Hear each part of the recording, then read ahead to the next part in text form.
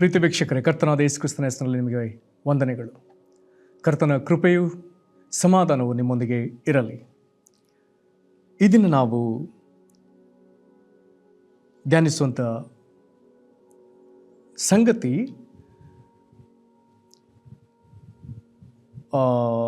ಯೋಹಾನ 1ನೇ ಅಧ್ಯಾಯದಲ್ಲಿ, ನಂತರದಲ್ಲಿ ಇನ್ನೂ ಕೆಲವು ಭಾಗದಲ್ಲಿ ಯೇಸುವನ್ನು ಸಂಧಿಸಿದ ಜನರು ಅವರು ಯೇಸುವನ್ನು ಗ್ರಹಿಸಿದ ರೀತಿ ಅಥವಾ ಯೇಸುವನ್ನು ಏನೆಂಬುದಾಗಿ ಗ್ರಹಿಸಿದರು, ಇದರಲ್ಲಿ ಸ್ವಲ್ಪ ಭಾಗವನ್ನು ನಾವು ಧ್ಯಾನಿಸೋಣ. ಇದೊಂದು ಪ್ರಾಮುಖ್ಯವಾದ ವಿಷಯ. ಇದರಲ್ಲಿ ನಾವು ವಾಕ್ಯವನ್ನು ಆರಂಭಿಸುವಂತೆ ನಾವು ಓದಿಕೊಳ್ಳುವಂಥ ದೇವರ ವಾಕ್ಯದ ಭಾಗ ಯೋಹಾನನ ಬರೆದ ಸುವಾರ್ತೆ 1ನೇ ಅಧ್ಯಾಯ 41ನೇ ವಚನ. ಯೋಹಾನನ ಸುವಾರ್ತೆ 1ನೇ ಅಧ್ಯಾಯ 41ನೇ ವಚನ. ಇದರಲ್ಲಿ ಅಪೊಸ್ತಲನಾದ ಪೇತ್ರನ ತಮ್ಮನಾದ ಆಂದ್ರೆಯನ ಮಾತುಗಳನ್ನ ಓದ್ತೇವೆ. ಅಲ್ಲಿ ಹೀಗೆ ಬರ್ತದೆ, ಇವನು ಅಂದರೆ ಆಂದ್ರೆಯನು ಮೊದಲು ತನ್ನ ಅಣ್ಣನಾದ ಸೀಮೋನನನ್ನು ಕಂಡುಕೊಂಡವನಿಗೆ ಮೆಸ್ಸಿಯನು ನಮಗೆ ಸಿಕ್ಕಿದನು ಎಂದು ಹೇಳಿ. ಮೆಸ್ಸಿಯನು ನಮಗೆ ಸಿಕ್ಕಿದನು. ನಾನು ದೃಢವಾಗಿ ನಂಬ್ತೇನೆ, ಸತ್ಯವೇದದಲ್ಲಿ ನಾವು ಓದುವಂಥ ಒಂದು ಪ್ರಬಲವಾದ ಒಂದು ಹೇಳಿಕೆ, ಒಂದು ಪ್ರಬಲವಾದ ಮಾತಿದು. ಮೆಸ್ಸಿಯನು ನಮಗೆ ಸಿಕ್ಕಿದನು. ಪ್ರಾರ್ಥನೆ ಮಾಡೋಣ. ಮಹಾಕನಿಕರುಳ ಪರಲೋಕ ತಂದೆಯೇ, ನಿನ್ನ ವಾಕ್ಯವನ್ನು ನಾವು ಧ್ಯಾನಿಸುವಂತೆ, ನಿನ್ನ ಪ್ರಿಯ ಮಗನು ನಮ್ಮ ರಕ್ಷಕನಾದ ಯೇಸು ಕ್ರಿಸ್ತನನ್ನು ನಾವು ದಿನದಿಂದ ದಿನಕ್ಕೆ ಹೆಚ್ಚೆಚ್ಚಾಗಿ ತಿಳ್ಕೊಳ್ಳುವಂತೆ ನಿನ್ನ ಆತ್ಮನ ಸಹಾಯ ನಮಗೆ ಒದಗಿಸು. ದೇವರ ವಾಕ್ಯಗಳನ್ನ ಧ್ಯಾನಿಸುವುದಕ್ಕೂ, ಇದನ್ನು ಹೇಳುವುದಕ್ಕೂ, ಇದನ್ನು ಕೇಳುವುದಕ್ಕೂ, ಕೇಳಿ ಗ್ರಹಿಸುವುದಕ್ಕೂ, ಗ್ರಹಿಸಿ ನಂಬುವುದಕ್ಕೂ, ನಂಬಿ ನಿನಗೆ ಸಾಕ್ಷಿಗಳಾಗಿರುವುದಕ್ಕೂ ನಿನ್ನ ಕೃಪೆ ನಮಗೆ ಅನುಗ್ರಹಿಸು. ಯೇಸು ಕ್ರಿಸ್ತನ ಹೆಸರಲ್ಲಿ ಬೇಡಿದ್ದೇವೆ ನಮ್ಮ ತಂದೆಯೇ, ಆಮೆನ್. ಪ್ರೀತಿಯ ದೈವ ಜನರೇ, ಎಲ್ಲವೂ ಅದರ ದಿಕ್ಕಿನ ಕಡೆಗೆ ಸಾಗ್ತಾ ಇದೆ.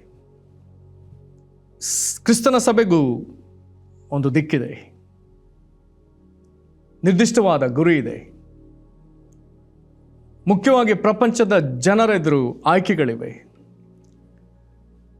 ದೇವರ ವಾಕ್ಯ ಸ್ಪಷ್ಟವಾಗಿ ಹೇಳ್ತದೆ, ಮುಂದೆ ಬರುವ ದೈವಕೋಪ.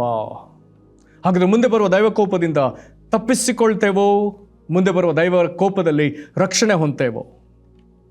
ವಾಕ್ಯ ಸ್ಪಷ್ಟವಾಗಿ ಹೇಳ್ತದೆ. ಮಾರ್ಕನು ಬರೆದ ಸುವಾರ್ತೆಯ 16ನೇ ಅಧ್ಯಾಯದಲ್ಲಿ ನಾವು ಸ್ಪಷ್ಟವಾಗಿ ಓದ್ತೇವೆ. ಅಲ್ಲಿ ದೇವರ ರಕ್ಷಣೆ, ದೇವರ ಕೋಪವನ್ನು ಮಾತನಾಡುವಂತೆ 16ನೇ ಅಧ್ಯಾಯದ 16ನೇ ವಚನದಲ್ಲಿ ಹೀಗೆ ಬರ್ತದೆ, ನಂಬಿ ದೀಕ್ಷಾಸ್ನಾನ ಮಾಡಿಸಿಕೊಳ್ಳುವನು ರಕ್ಷಣೆ ಹೊಂದುವನು, ನಂಬದೆ ಹೋಗುವವನು ದಂಡನೆಗೆ ಗುರಿಯಾಗುವನು, ದೇವರ ಕೋಪಕ್ಕೆ ಗುರಿಯಾಗುವನು, ನಿತ್ಯ ನಾಶನಕ್ಕೆ ಗುರಿಯಾಗುವನು. ಹಾಗಾದರೆ ನಮ್ಮೆದುರು ಆಯ್ಕೆ ಇದೆ. ಯೇಸು ಕ್ರಿಸ್ತನನ್ನು ನಂಬಿ ದೇವರ ಕೋಪದಿಂದ ತಪ್ಪಿಸಿಕೊಳ್ಳುವ, ರಕ್ಷಣೆ ಹೊಂದುವ ಆಯ್ಕೆ ಒಂದು ಕಡೆ, ಯೇಸು ಕ್ರಿಸ್ತನನ್ನು ನಂಬದೆ, ಯೇಸು ಕ್ರಿಸ್ತನನ್ನು ತಿರಸ್ಕರಿಸಿ ದೇವರ ಕೋಪಕ್ಕೆ ಗುರಿಯಾಗುವ ಆಯ್ಕೆ ಇನ್ನೊಂದೆಡೆ. ಆದರೆ ನಾವು ದೇವರ ಕೋಪದಿಂದ ತಪ್ಪಿಸಿಕೊಳ್ಳಬೇಕೆನ್ನುವ ಕಾರಣಕ್ಕಾಗಿ ಆತನ ಮಗನಾದ ಯೇಸು ಕ್ರಿಸ್ತನನ್ನು ನಮ್ಮ ಎದುರು ಇಟ್ಟಿದ್ದಾನೆ. ರೋಮ 3:25 ಪ್ರಕಾರ ದೇವರು ನಮ್ಮ ಎದುರು ರಕ್ತ ಸುರಿಸುತ್ತಿರುವ ಯೇಸುವನ್ನು ನಮ್ಮ ಎದುರು ಇಟ್ಟಿದ್ದಾನೆ. ಸಾಧಾರಣ ಒಬ್ಬರನ್ನು ಇನ್ನೊಬ್ಬರ ಮುಂದೆ ತೋರಿಸುವಾಗ ಅಲಂಕಾರ ಭರಿತವಾಗಿ ಇಡ್ತೇವೆ, ಅಲಂಕಾರದಿಂದ ತೋರಿಸ್ತೇವೆ. ಒಂದು ಮದುಮಗಳನ್ನು ಮದುವೆ ಮಂಟಪಕ್ಕೆ ತರುವಾಗ ಆಕೆಗೆ ಎಷ್ಟೋ ವಿಧದ ಶೃಂಗಾರವಿದೆ. ಅಂದ ಚಂದಗಳೊಂದಿಗೆ ಮದುಮಗಳು ಕಾಣಬೇಕೆಂಬುದು ಪ್ರಪಂಚದ ಪ್ರತೀತಿ. ಎಲ್ಲ ಜನಾಂಗಗಳಲ್ಲಿ ಅದೊಂದು ಸಂತೋಷದ ಸಡಗರ. ಒಬ್ಬ ನೂತನ ಅಧಿಕಾರಿಯನ್ನು ಜಗತ್ತಿನ ಮುಂದೆ ತರುವಾಗ ಅದನ್ನು ಒಂದು ಆಡಂಬರದಿಂದ ಪ್ರದರ್ಶಿಸ್ತಾರೆ. ಪಟ್ಟಕ್ಕೆ ಒಬ್ಬ ಅರಸನು ಬಂದರೆ ಅವನನ್ನು ಅದಕ್ಕೆ ಸಂಬಂಧಪಟ್ಟ ವಿಧದಲ್ಲಿ ಒಂದು ಅಲಂಕಾರದಲ್ಲಿ ವಿಜೃಂಭಣೆಯಿಂದ ಆತನನ್ನು ಪ್ರದರ್ಶಿಸ್ತಾರೆ. ಆದರೆ ದೇವರ ಕೋಪದಿಂದ ನಾವು ತಪ್ಪಿಸಿಕೊಳ್ಳಬೇಕೆನ್ನುವುದಕ್ಕಾಗಿ, ದೇವರ ಕನಿಕರಕ್ಕೆ ನಾವು ಪಾತ್ರರಾಗಿ ದೇವರ ಕೋಪದಿಂದ ತಪ್ಪಿಸಿಕೊಂಡು ರಕ್ಷಣೆಯೊಳಗೆ ಸೇರುವುದಕ್ಕಾಗಿ ದೇವರು ತನ್ನ ಮಗನನ್ನು ಲೋಕದ ಜನರ ಎದುರು ಪ್ರದರ್ಶಿಸಿದ ವಿಧ ರಕ್ತ ಸುರಿಸುತ್ತಿರುವ ಯೇಸು. ದೇವರು ತನ್ನ ಮಗನನ್ನು ಅವಮಾನಕರವಾಗಿ ತಲೆಯಿಂದ ಕಾಲಿನವರೆಗೂ ಗಾಯ, ತಲೆಯಿಂದ ಕಾಲಿನವರೆಗೂ ಜಜ್ಜಲ್ಪಟ್ಟ ಗಾಯಗಳು, ರಕ್ತ ಸೋರುತ್ತಿರುವ ಸ್ಥಿತಿಯಲ್ಲಿ ಆತನು ನಮ್ಮ ಎದುರು ತನ್ನ ಮಗನನ್ನು ಇರಿಸಿ ಕಲ್ವಾರಿ ಶಿಲುಬೆಯಲ್ಲಿ ತೂಗಾಡೋ ಮಗನನ್ನು ತೋರಿಸಿ ದೇವರು ಹೇಳ್ತಿರುವಂಥದ್ದು, ನಿನ್ನನ್ನು ನಾನು ಪ್ರೀತಿಸ್ತಿದ್ದೇನೆ, ಈತನನ್ನು ನೀನು ನಂಬು. ಮಗನೇ, ಈತನ ನಂಬಿ ಮುಂದೆ ಬರುವ ದೈವಕೋಪದಿಂದ ತಪ್ಪಿಸಿಕೊ. ಮಗಳೇ, ಈತನನ್ನು ನಂಬಿ ಮುಂದೆ ಬರುವ ದೈವಕೋಪದಿಂದ ತಪ್ಪಿಸಿಕೊ ಎಂಬುದು ತಂದೆಯಾದ ದೇವರ ಸ್ಪಷ್ಟವಾದ ಸಂದೇಶ ನಿನಗೆ. ಹಾಗಾದರೆ ಈ ಯೇಸು ಕ್ರಿಸ್ತನನ್ನು ಗ್ರಹಿಸುವಂಥದ್ದು ನಮಗಿರುವಂಥ ಒಂದು ದೊಡ್ಡ ಪ್ರಯಾಸ. ಒಂದು ಆಭರಣ ಅಂಗಡಿಗೆ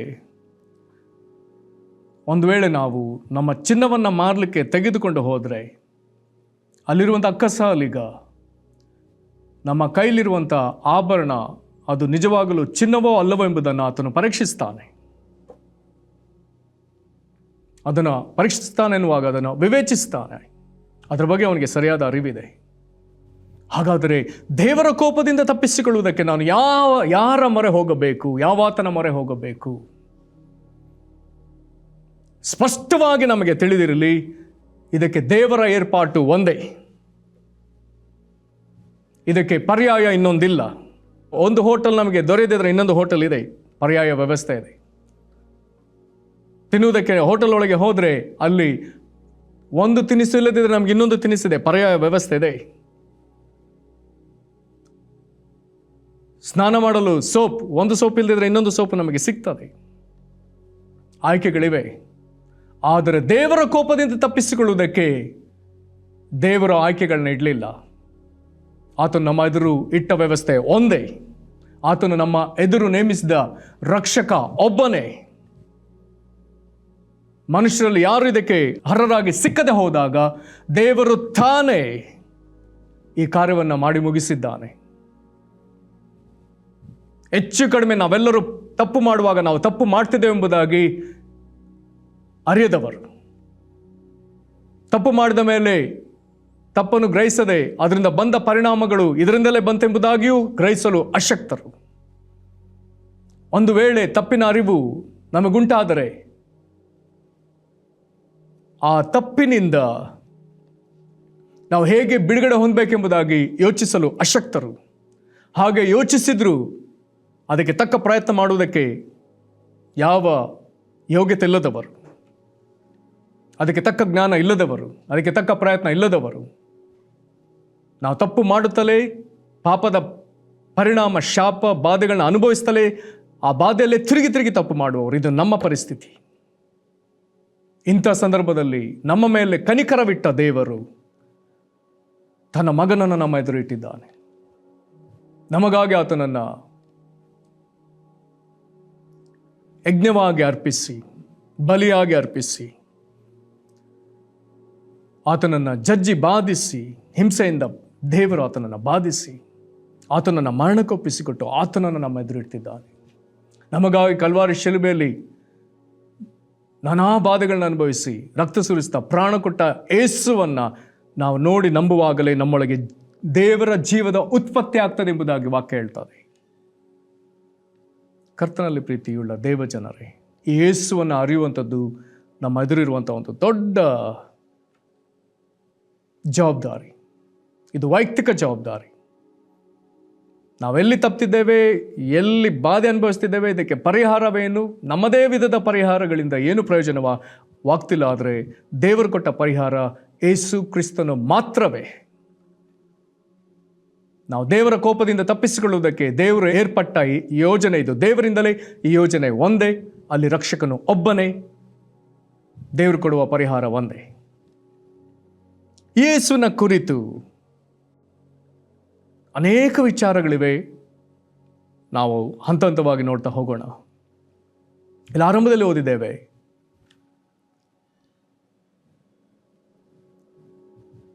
ಶ್ರೇಷ್ಠ ಅಪೊಸ್ತಲನಾದ ಪೇತ್ರನ ತಮ್ಮ ಅಂದ್ರೆಯ, ಆತನು ಮೊಟ್ಟ ಮೊದಲು ಯೇಸುವನ್ನು ಸಂಧಿಸಿದಾಗ ಆತನೊಂದಿಗೆ ಒಂದು ಸ್ವಲ್ಪ ಸಮಯವನ್ನು ಆತನು ಕಳೀತಾನೆ. ಒಂದು ವೇಳೆ ಒಂದು ರಾತ್ರಿ ಕಳೆದಿರಲಿಕ್ಕೆ ಸಾಧ್ಯ. ಆತನು ಮುಂಜಾನೆ ಒಂದು ಯೇಸುವಿನೊಂದಿಗೆ ಸ್ವಲ್ಪ ಸಮಯ ಕಳೆದು ಆ ಮುಂಜಾನೆ ಒಂದು ಓಟ ಕೇಳ್ತಾನೆ, ಒಂದು ಓಟ ಓಡ್ತಾನೆ. ಯಾವ ಕಡೆಗೆ ಓಟ? ತನ್ನ ಹಾಗೆ ಮೆಸ್ಸಿಯನ ಹುಡುಕಾಟದಲ್ಲಿರುವ ತನ್ನ ಅಣ್ಣನ ಕಡೆಗೆ ಹತ್ರವಾಗಿ ಓಡಿ ಆತನನ್ನು ಕಂಡುಕೊಂಡು, ಏದುಸಿನಿಂದ ಒಂದು ವೇಳೆ ಅಣ್ಣ ಅಥವಾ ಸಿಮೋನ ನಮಗೆ ಮೆಸ್ಸಿಯ ಸಿಕ್ಕಿದ. ಇದೊಂದು ಬಹಳ ಅದ್ಭುತವಾದ ವಿಷಯ. ಯವನಸ್ಥರು ಯಾವುದ್ಯಾವುದನ್ನೋ ಪಡ್ಕೊಳ್ಳುವುದಕ್ಕಾಗಿ ಆತುರಗೊಂಡಿದ್ದೇವೆ. ಯುವ ಕುಲ ಅನೇಕ ಸಂಗತಿಗಳಲ್ಲಿ ಆತುರತೆ ತೋರಿಸ್ತಾ ಇದೆ. ತಮ್ಮ ವೈಯಕ್ತಿಕ ಆಸೆಗಳನ್ನ ನೆರವೇರಿಸುವುದರಲ್ಲಿ ಆಸಕ್ತಿ, ಅಥವಾ ಕೆಲವು ವ್ಯಕ್ತಿಗಳನ್ನ ಸಂಪಾದಿಸುವುದರಲ್ಲಿ ಆಸಕ್ತಿ,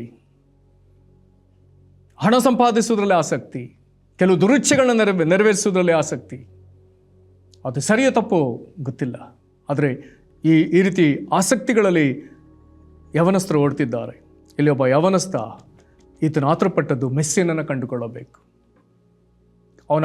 ಆತನನ್ನು ಒಂದೇ ರಾತ್ರಿಯಲ್ಲಿ ಗ್ರಹಿಸಿ ಮುಂಜಾನೆ ಓಡಿ ತನ್ನ ಅಣ್ಣನಿಗೆ ತಿಳಿಸಿದ್ದು, ಮೆಸ್ಸಿಯ ನಮಗೆ ಸಿಕ್ಕಿದನು. ನಾವು ಇಷ್ಟು ದಿವಸ ಯಾವುದಕ್ಕೆ ಪ್ರಯಾಸ ಪಟ್ಟು ಅದು ನಮಗೆ ಸಿಕ್ಕಿ ಆಯಿತು. ಅವನನ್ನು ಅಲ್ಲಿಂದ ಎಳ್ಕೊಂಡು ಓಡಿ ಬರ್ತಾನೆ ಯಾರ ಬಳಿಗೆ? ಮೆಸ್ಸಿಯನ ಬಳಿಗೆ. ಯಾರು ಮೆಸ್ಸಿಯ?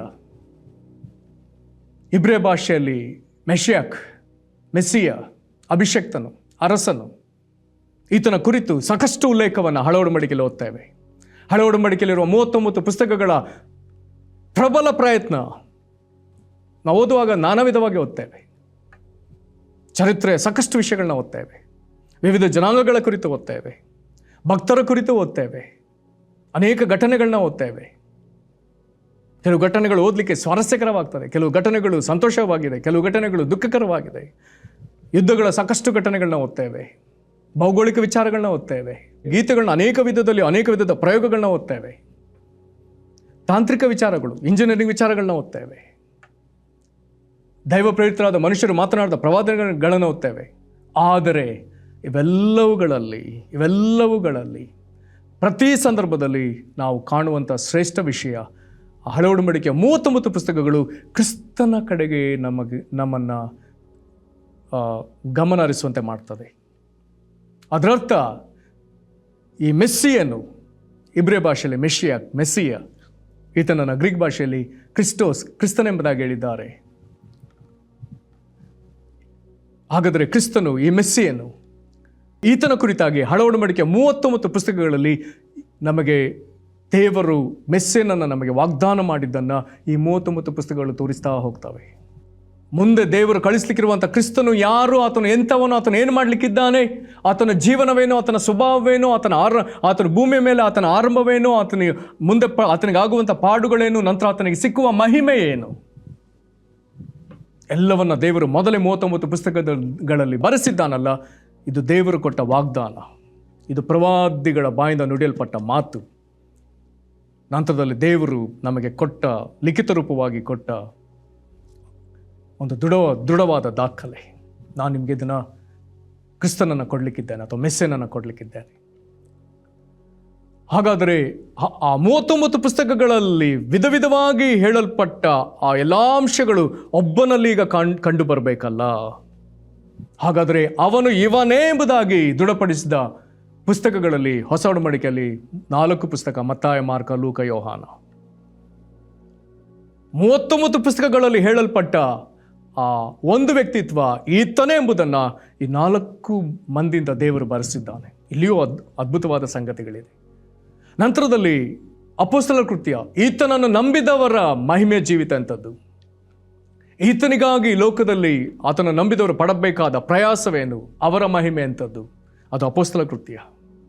ನಂತರದ ಮುಂದಿನ ಭಾಗವೆಲ್ಲವೂ ಈತನು ಮುಂದೆ ಬರಲಿಕ್ಕಿದ್ದಾನಲ್ಲ, ಈತನಿಗಾಗಿ ನಾವು ಯಾವ ವಿಧದಲ್ಲಿ ಸಿದ್ಧರಾಗಿದ್ದುಕೊಂಡು ವಿಶ್ವಾಸವನ್ನು, ಪರಿಶುದ್ಧತೆಯನ್ನು ಹೇಗೆ ಕಾದುಕೊಂಡು ಆತನ ಬರೋಣಕ್ಕೆ ನಾವು ಸಿದ್ಧರಾಗಬೇಕೆನ್ನುವಂಥ ಒಂದು ಅದ್ಭುತವಾದ ವಿಷಯವೇ ಪತ್ರಿಕೆ ಭಾಗ. ಇಡೀ ಸತ್ಯವೇದಕ್ಕೆ ಮೆರೆಗೆ ಕೊಡುವಂಥ ಒಂದು ಅದ್ಭುತವಾದ ಪುಸ್ತಕ ಪ್ರಕಟಣೆ ಪುಸ್ತಕ. ಕೊನೆಯ ಕಾಲದ ಘಟನೆಗಳು, 1000 ವರ್ಷ ಆಳ್ವಿಕೆ ವಿಚಾರಗಳು, ನಂತರದ ಮಹಿಮೆ ಎಲ್ಲವನ್ನ ಅದ್ಭುತವಾಗಿ ಪ್ರಕಟಿಸುವಂಥ ಒಂದು ಶ್ರೇಷ್ಠವಾದ ಪುಸ್ತಕ. ಇದೆಲ್ಲವೂ ಮೆಸ್ಸಿಯನ ಕುರಿತಾಗಿ ಇರುವಂಥ ವಿಚಾರಗಳು. ಹಾಗಾದರೆ ಈ ಮೆಸ್ಸಿಯನ ಕುರಿತಾಗಿ ನಮಗೆ ಅರಿವು ಅವಶ್ಯ. ಇತನೇನೋ ಭೂಮಿಯಲ್ಲಿ ನಾವೆಲ್ಲರೂ ಹುಟ್ಟಿ ಬಂದ ವಿಧದಲ್ಲಿ ಅಚಾನಕ್ ಹುಟ್ಟಿ ಬಂದ ಅನೇಕ ಮನುಷ್ಯರಲ್ಲಿ ಒಬ್ಬನೆಂಬುದಾಗಿ ಮೆಸ್ಸಿಯನ ಕುರಿತು ಭಾವಿಸಲಿಕ್ಕೆ ಸಾಧ್ಯವೇ ಇಲ್ಲ. ಯೇಸು ಕ್ರಿಸ್ತನು ಸ್ವತಃ ಹೇಳ್ತಾನೆ ಯೋಹಾನ 3ನೇ ಅಧ್ಯಾಯದಲ್ಲಿ, ಪರಲೋಕದಿಂದ ಇಳಿದು ಬಂದವನು. ಹಾಗಾದರೆ ಈತನು ಭೂಮಿಗೆ ಬರುವುದಕ್ಕೆ ಮೊದಲು ಕೆಲವು ಅದ್ಭುತವಾದ ಮಾತುಗಳಿದೆ. ಆ ಮಾತುಗಳು ಬಹಳ ಸೊಗಸು. ಇಬ್ರಿಯರಿಗೆ ಬರೆದ ಪತ್ರಿಕೆ 1 ವಚನ ಓದ್ತಾನೆ. ಇಂಥ ಮಾತುಗಳು ಕ್ರಿಸ್ತನ ಕುರಿತಾಗಿ ಅರ್ಥಕೊಳ್ಳುವುದಕ್ಕೆ ಬಹಳ ಸೊಗಸು. ಹೀಗೆ ಹೇಳ್ತದೆ, ಇಬ್ರಿಯ 5:7, ಕ್ರಿಸ್ತನು ತಾನು ಭೂಲೋಕದಲ್ಲಿದ್ದಾಗ. ಏನಿದ್ರ ಅರ್ಥ? ಕ್ರಿಸ್ತನು ತಾನು ಭೂಲೋಕದಲ್ಲಿದ್ದಾಗ. ಕೆಲವೊಮ್ಮೆ ನಾವು ಮಾತನಾಡ್ತೇವೆ, ನಾನು ಇಂಥ ದೇಶದಲ್ಲಿದ್ದಾಗ, ನಾನು ಇಂಥ ಊರಿನಲ್ಲಿದ್ದಾಗ. ಅದರ ಅರ್ಥ ನೀವು ಆ ದೇಶದಲ್ಲಿ ಇರುವುದಕ್ಕೆ ಮೊದಲು ನಿಮ್ಮ ದೇಶದಲ್ಲಿ ಮೊದಲು ಇದ್ರಿ ಅಂತ ಅರ್ಥ. ನಾನು ಆ ಊರಿನಲ್ಲಿದ್ದಾಗ ಅಂತ ಹೇಳುವಾಗ ನೀವು ಅದಕ್ಕೆ ಮೊದಲು ಇನ್ನೊಂದು ಊರಿನಲ್ಲಿ ಇದ್ರೆ ಎಂಬುದಾಗಿ ಅದರ ಅರ್ಥ. ಅವರು ಕ್ರಿಸ್ತನ ಭೂಲೋಕದಲ್ಲಿದ್ದಾಗ ಎನ್ನುವಂಥ ಮಾತಿನ ಅರ್ಥ, ಆತನು ಭೂಲೋಕದಲ್ಲಿ ಇರುವುದಕ್ಕೆ ಮೊದಲು ಇನ್ನೊಂದು ಲೋಕದಲ್ಲಿ ಇದ್ದ, ಪರಲೋಕ. ಆತ ನಿಕೋದೇಮನಿಗೆ ಸ್ಪಷ್ಟವಾಗಿ ಹೇಳ್ತಾನೆ, ನಾನು ಪರಲೋಕದಿಂದ ಇಳಿದು ಬಂದವನು. ಈ ಪರಲೋಕದಿಂದ ಇಳಿದು ಬಂದವನ ಕುರಿತು ಯೋಹಾನನು ಅನೇಕ ವಿಧದಲ್ಲಿ ಬರಿತಾನೆ. ಅಪೊಸ್ತಲನಾದ ಯೋಹಾನನು ಅನೇಕ ವಿಧವಾಗಿ ಬರಿತಾನೆ.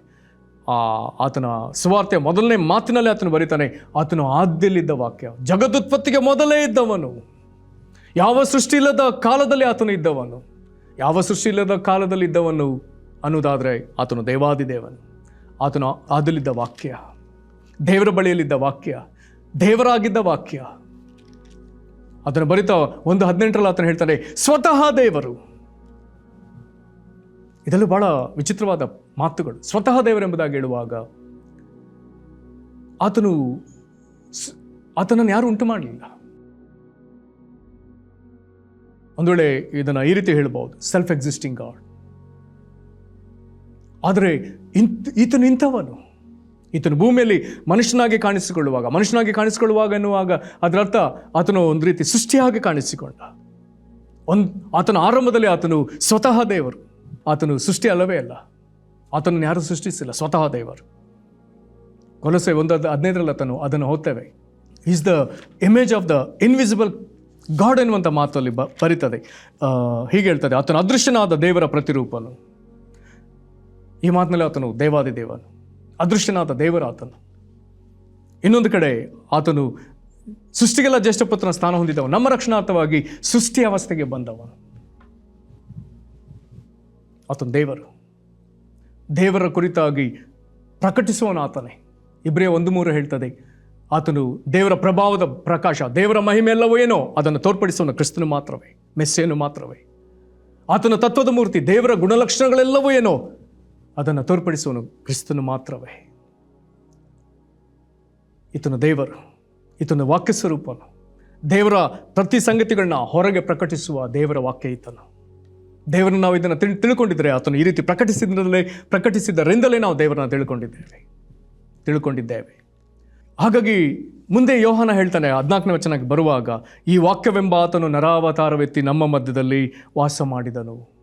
ವಾಕ್ಯವೆಂಬ ಆತನು ನರಾವತಾರವೆತ್ತಿ. ಈ ಅವತಾರ, ಈ ಪದದಲ್ಲಿ ಎರಡು ಪದಗಳು ಬರ್ತದೆ. ಅವ ಕೆಳಗೆ, ತಾರ ಇಳಿದು ಬಂದವನು, ಕೆಳಗೆ ಇಳಿದು ಬಂದವನು. ವಾಕ್ಯ ಸ್ವರೂಪನಾಗಿ ಪರಲೋಕದಲ್ಲಿದ್ದವನು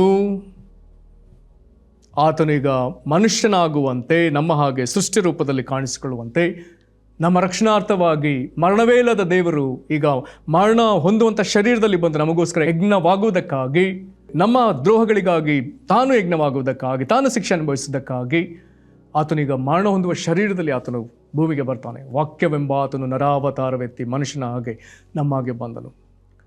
1 ತಿಮೋತಿ 3:16 ಹೇಳ್ತದೆ, ದೇವರು ಶರೀರಧಾರಿಯಾಗಿ ಪ್ರತ್ಯಕ್ಷನಾದನು. ಬಹಳ ಅದ್ಭುತವಾದ ಮಾತು. ದೇವಾದಿ ದೇವನು, ಅದೃಶ್ಯನಾದ ದೇವರು, ಆತ್ಮಸ್ವರೂಪನಾದ ದೇವರು, ಅಗಮ್ಯವಾದ ಬೆಳಕಿನಲ್ಲಿ ವಾಸಿಸುವ ದೇವರು, ಯಾರು ಸೇರಕೂಡದಂಥ ಬೆಳಕಿನಲ್ಲಿರುವ ಅವನು, ಒಬ್ಬನೇ ಅಮರತ್ವ ಉಳ್ಳವನು, ಏಕಚಕ್ರಾಧಿಪತಿಯಾದ ದೇವರು. ಈಗ ಆತನು ಈ ಭೂಮಿಗೆ ಶರೀರಧಾರಿಯಾಗಿ ಬಂದ. ಅದನ್ನೇ ಇಲ್ಲಿ ನಾವು ಸಾಕ್ಷಿಯಾಗಿ ಓದಿದ್ದೇವೆ. ಯೋಹಾನ 14ನೇ ವಚನದಲ್ಲಿ ಹೇಳ್ತಾನೆ, ಎಲ್ಲ ಮನುಷ್ಯರನ್ನು ಆತನ ಮನುಷ್ಯರಂತೆ ಕಾಣ್ತಾರೆ. ಆದರೆ ಅವರ ಮಧ್ಯದಲ್ಲಿ ನರಾವತಾರದಲ್ಲಿ ಬಂದ ಯೇಸುಕ್ರಿಸ್ತನ ಬಗ್ಗೆ ಆತನು ಹೇಳ್ತಾನೆ. ಆತನು ಹೇಳುವಾಗ ತನ್ನ ಜೊತೆ ಇದ್ದ ಸಂಗಡಿಗರನ್ನೆಲ್ಲ ಸೇರಿ ಆತನು ಹೇಳ್ತಾನೆ, ನಾವು ಆತನ ಮಹಿಮೆಯನ್ನು ಕಂಡೆವು. ಈತನ ಮನುಷ್ಯನಾಗಿದ್ದರೂ ಆತನಲ್ಲಿ ದೇವರ ಮಹಿಮೆ ಕಾಣ್ತು. ಯಾವ ಮಹಿಮೆ? ದೇವರ ಬಳಿಯಿಂದ ಬಂದ ಒಬ್ಬನೇ ಮಗನಿಗಿರತಕ್ಕ ಮಹಿಮೆ. ಒಬ್ಬ ಶ್ರೀಮಂತನ ಮಗ ಬಂದರೆ ಗೊತ್ತಾಗುತ್ತೆ ಅವನು ಶ್ರೀಮಂತನ ಮಗ, ಅಥವಾ ಒಬ್ಬ ಅರಸನ ಮಗವನ್ನು ಬಂದರೆ ಗೊತ್ತಾಗುತ್ತೆ ಅವನು ರಾಜಕುಮಾರ. ಹಾಗಾದರೆ ದೇವರ ಮಗನು ಬಂದಾಗ ಆತನಲ್ಲಿ ದೇವಾದಿ ದೇವನಲ್ಲಿರುವ ಮಹಿಮೆಲ್ಲವೂ ಆತನಲ್ಲಿ ಕಾಣ್ತು. ಅದನ್ನು ನಾನು ಕಂಡೆ ಅಂತ ಬರೆಯದೆ ನಾವು ಕಂಡೆವೆಂಬುದಾಗಿ ಅನೇಕರ ಸಾಕ್ಷಿಯನ್ನು ಒಟ್ಟುಗೂಡಿಸಿ ಆ ಮಾತನ್ನು ಹೇಳ್ತಾನೆ. ಈತನ ಕುರಿತು ಇನ್ನೊಬ್ಬ ಯೋಹಾನ, ಅಂದರೆ ಸ್ಥಾನಿಕನಾದ ಯೋಹಾನ, ಯೇಸು ಭೂಮಿಗೆ ಬಂದಾಗ ಈತನೇ ಮೆಸ್ಸನೆಂಬುದಾಗಿ ಎಲ್ಲರಿಗೂ ತೋರ್ಪಡಿಸಬೇಕೆಂಬುದಕ್ಕಾಗಿ ದೇವರು ನೇಮಿಸಿದಂಥ ಈ ಸ್ಥಾನಿಕನಾದ ಯೋಹಾನ, ಜಾನ್ ದ ಬ್ಯಾಪ್ಟಿಸ್ಟ್, ಆತನು ಯೇಸುವನ್ನು ಕಂಡ ಕೂಡಲೇ ಆತನು ಉದ್ಗರಿಸಿದಂಥ ಮಾತು ನಾವು 1ನೇ ಅಧ್ಯಾಯದ 29ನೇ ವಚನದಲ್ಲಿ ಓದ್ತೇವೆ. ಅಗೋ, ಯಜ್ಞಕ್ಕೆ ದೇವರು ನೇಮಿಸಿದ ಕುರಿ ಲೋಕದ ಪಾಪವನ್ನು ನಿವಾರಣೆ ಮಾಡುವವನು. ನಾನು ಈ ವಾಕ್ಯವನ್ನು ಓದುವಾಗಲ್ಲ ಕುರಿ ಎಂಬುದಾಗಿ ಓದದೆ ಕುರಿಮರಿ ಎಂಬುದಾಗಿ ಓದ್ತೇನೆ. ಅಗೋ, ಯಜ್ಞಕ್ಕೆ ದೇವರು ನೇಮಿಸಿರುವ ಕುರಿಮರಿ, ಒಂದು ಸಣ್ಣ ಕುರಿಮರಿಯ ಮೇಲೆ, ದೇವರು ಯಜ್ಞಕ್ಕಾಗಿ ನೇಮಿಸಿದ ಕುರಿಮರಿಯ ಮೇಲೆ, ಇದು ದೇವರ ಕುರಿಮರಿ. ಇದರ ಮೇಲೆ ದೇವರೇನು ಮಾಡ್ತಿದ್ದಾನೆ? ಲೋಕದ ಪಾಪವನ್ನು ಹೊರಿಸಿದ್ದಾನೆ. ಒಬ್ಬ ಪ್ರವಾದಿಯ ಕಣ್ಣು ಈ ಮೆಸ್ಸೇನನ್ನು ಕಂಡಾಗ ಈತನ ಕುರಿತಾಗಿರುವ ವಿವರಣೆ ಬಹಳ ಅದ್ಭುತ.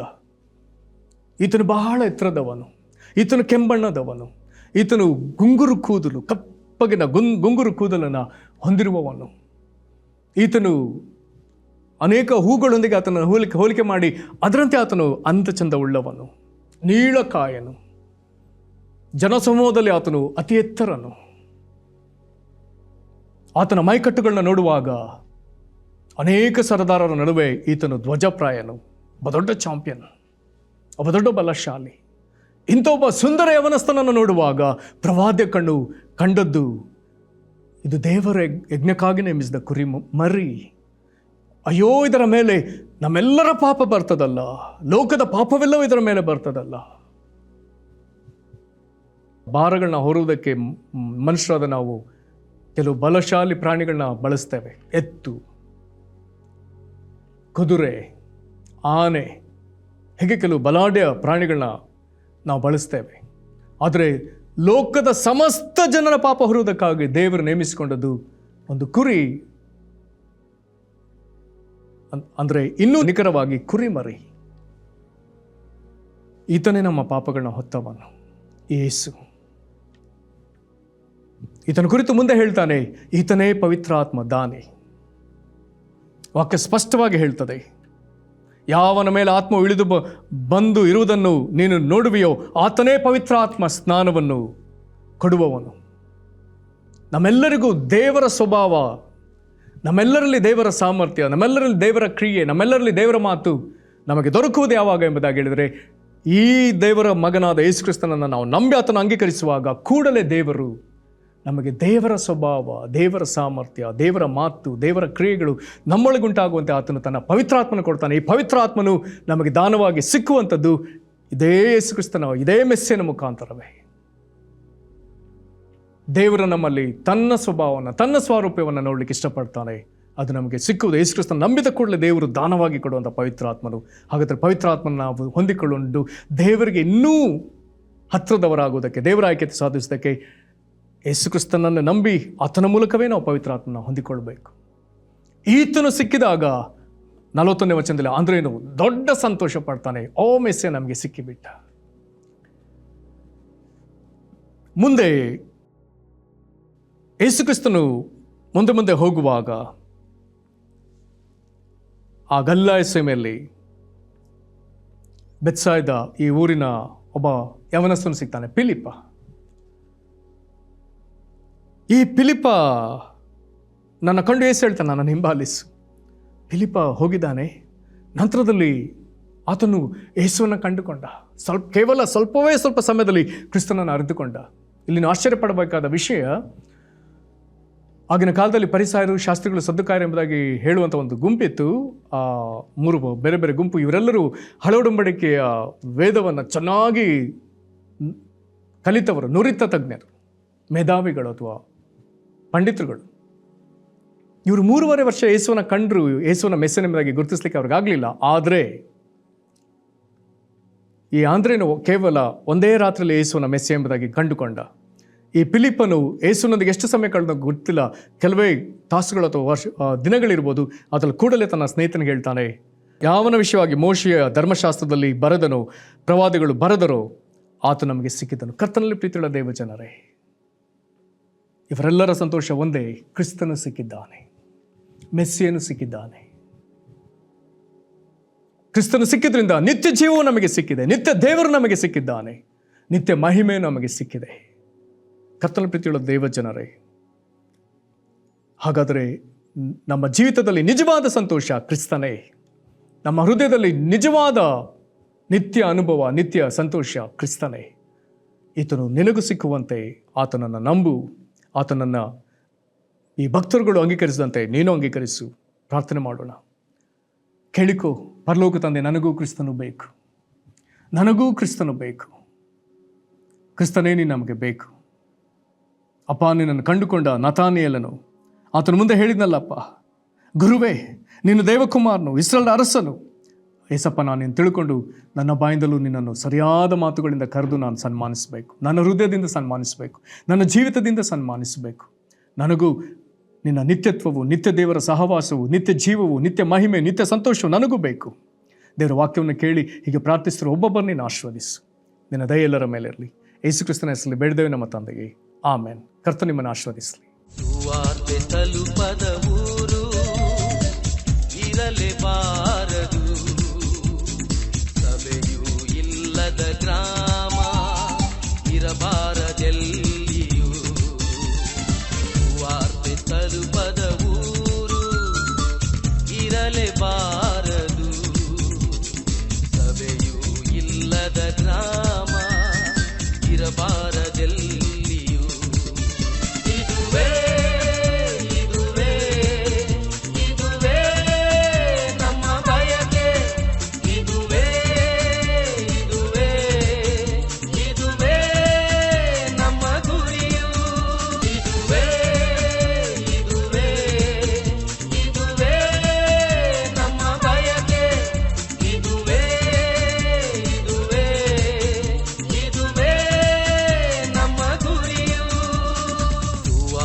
ತಲುಪದ ಊರು ಇರಲೇಬಾರದು, ಸಭೆಯೂ ಇಲ್ಲದ ಗ್ರಾಮ ಇರಬಾರದೆಲ್ಲಿಯೂ.